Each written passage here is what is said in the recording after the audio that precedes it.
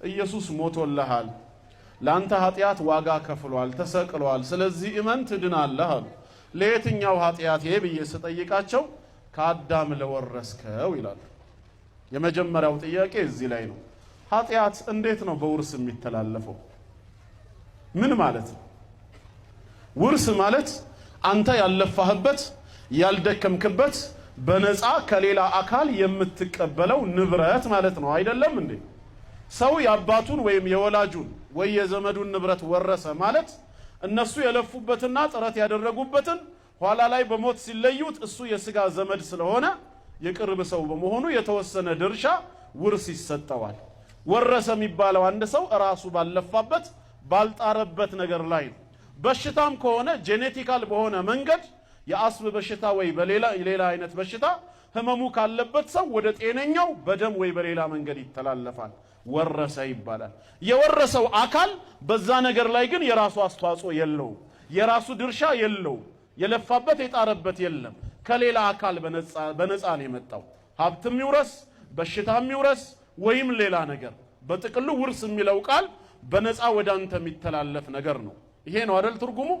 ሌላ ነገር አለው እንዴ ወደ ኃጢያት ዴፊኒሽን ትርጓሜ ስንመጣ ግን ውርስ ከሚለው ሐሳብ ጋር ሙሉ በሙሉ ይጋጫል ኃጢያት ማለት ራሱ ማዕናው ትርጉሙ ምንድነው ሙኻለፈቱ አምሪላህ ዐዘ ወጀል የጌታ አላህን ትእዛዝ ጥሶ መገኘት ማለት ነው አንድ ሰው ኃጢያተኛ ነው የሚባለው መቼ ነው ጌታው አምላኩ አንድን ነገር አድርግ ብሎ አዞት ያን ያዘዘውን ነገር ማድረግና መፈጸም እየቻለ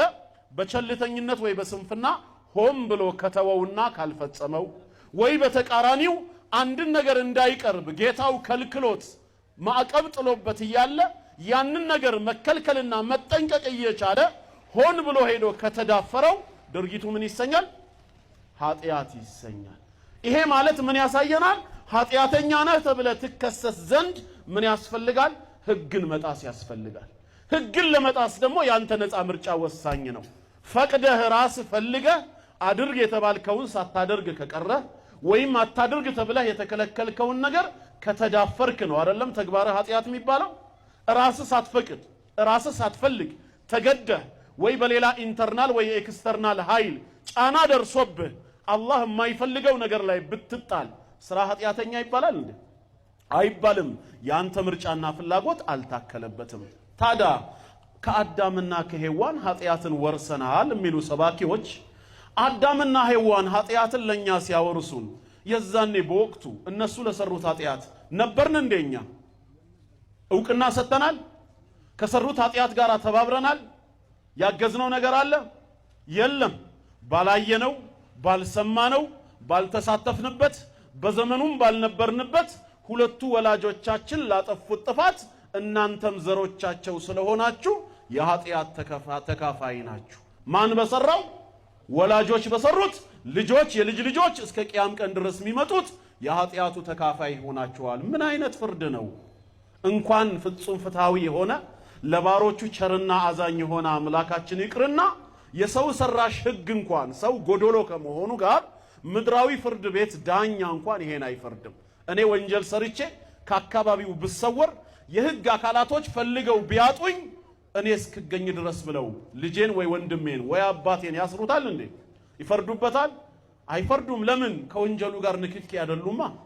በዘር ስለተገናኘን ወደ ላይ ወላጆቼን ወይ ወደ ታች ልጆቼን በኔ ኃጢያት ምክንያት ምድራዊ ፍርድ ቤት ሊፈርድ አይችልም አላህ ከሰው በላይ ፍጹም ፍትሃዊ አምላክ ሆኖ ባሮቹን የማይበድል እንደውም ይቅርባይ ቸርና አዛኝ ሆኖ ባልነበርንበት ባላየነው ባልሰማነው ባልተሳተፍነውና ባልተባበርነው ኃጢያት የአዳም የኃጢያት ውርስን በልጆቹ ላይ ይጭናል ምን ማለት ነው ከየት የመጣ አስተሳሰብ ነው ኃጢያት የሚወረስ አይደለም የሚተገበር ነው የሚሰራ ነው እሱም ህግን በመጣስ የሚሆን ነገር ነው ባልጣስነው ህግ አትብሉ የሚለው ትእዛዝ የተላለፈው የዛኔ ለኛ ነበር እንዴ ተናገሩ እንጂ